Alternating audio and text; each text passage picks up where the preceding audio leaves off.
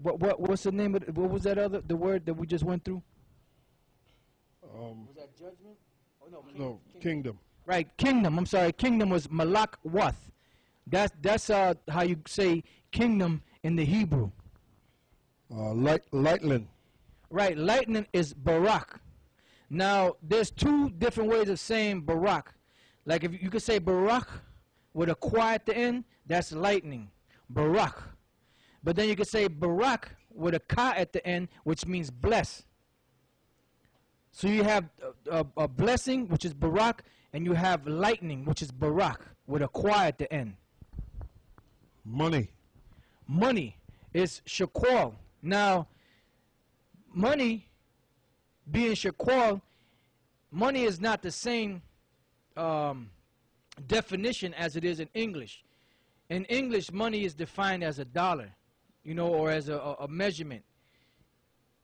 Which in the so-called like UCC codes and all those, you know, the Esau's law books, money is expressed in dollars.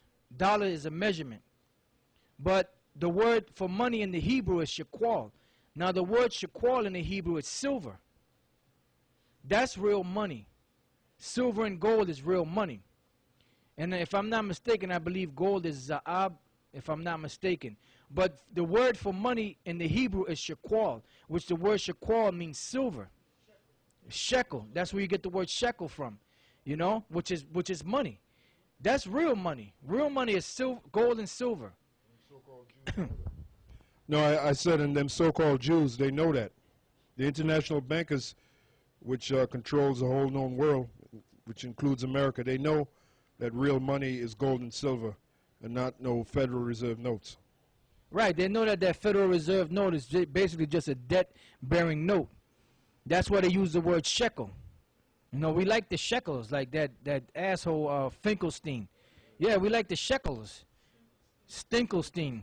They like the shekels because they know that shekels is real money. They got the Federal Reserve notes out there for you for the sheeple, so to speak. That's why they give you those paper dollars. Yeah, the free people uses, and you Negroes like to talk about how you're free. Well, we got news for you. Free people uses gold and silver. They don't use no goddamn Federal Reserve notes. Right, that's an even exchange. If somebody does a service for you, or if you're buying something from somebody, you give them silver and gold, which never devalues. And if you could either do that, or you could do the barter system, or you could go as far as because riches are basically substance. Money is substance. It could be cattle, it could be horses, whatever money could also be a skill. Like you might be a painter, you might be a carpenter, or whatever the case may be. And somebody might need your services, and they'll pay you back with either gold, silver, substance, food, grain, salt. Hold on one second. Matter of fact, the elder Tahar brought these. Just show them on the camera. I want to speak on that. This right here is a silver dollar, which back during the time of 29 before the crash in the early 30s, that was worth what was it, 20? I'm sorry, that was worth $1. That was $1.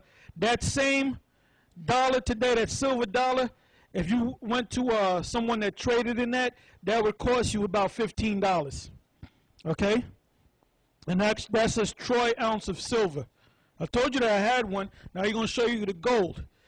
That's a troy ounce of gold. That is representative of $20. Now that same gold piece that brother's showing you right there, if I went to a coin collector or somebody that dealt with silver and gold, he would give me about $900. As a matter of fact, I took it to a guy. He said, "I'll give you $900 right now for that coin." But back in the day, back in the 20s, that was worth $20. Okay, so and it's heavy. That gold piece is that gold piece is heavy. All right. Right, and that's real money. See, so these so-called international bankers know that. You know, that's why I said they always talk about Finkelstein. You know, Finkelstein always talks about the shekels, and them so-called gutter rats talk about the shekels, because they know that that's the real money. No. All right, new. Now the word new is where you get the word QADASH from. The Hebrew word QADASH is new.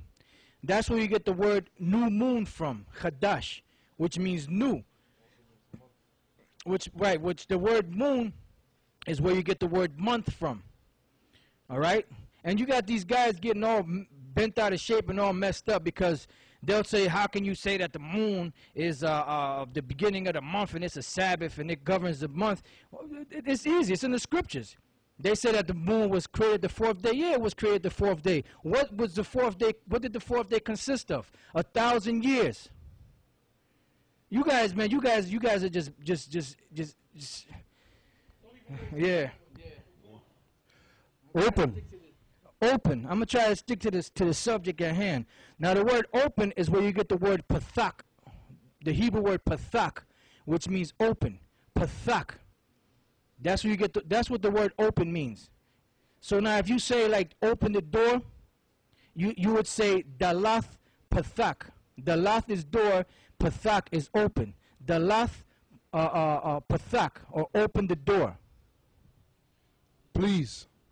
Please. Now the word please is from the Hebrew word babakusha. Now babakusha, like if you're asking the Most High in prayer to do something for you, you could say babakusha. You know, can you give me this babakusha, or please? Babakusha. That's the word, the Hebrew word for please. That's the pure language, a word for please. Babakusha. Passover. Passover. Now the word Passover is in the Hebrew is Pesach. Pesach. That's the word Passover. and when you read the word Passover, even in the Greek, the word is Pascha. Pascha. If I'm pronouncing it correctly in the Greek, that's the name for the word for Passover in the Greek. Now, when you go to the book of Acts, the 12th chapter, around the 4th verse, the word that's there in the English translation is Easter. Now, the word Easter was translated from the Hebrew Pesach into Easter, which should have been Passover. But you had certain people back then that were trying to incorporate, like we always told you, there's certain words that were mistranslated on purpose because they were trying to incorporate Easter and the goddess of fertility and these bunny rabbits laying eggs into the scriptures. So the word for Passover is Pesach. Pray. Right, pray. Now the Hebrew word for pray is palal. Now if you say pray, it's palal, but if you want to say like prayers, like more than one prayer, palal yum. With the yum at the end makes it plural. Palal yum. Priest. Right, priest. Now the word for priest in the Hebrew is kahan. Kahan is priest. That's where you get the word priest from.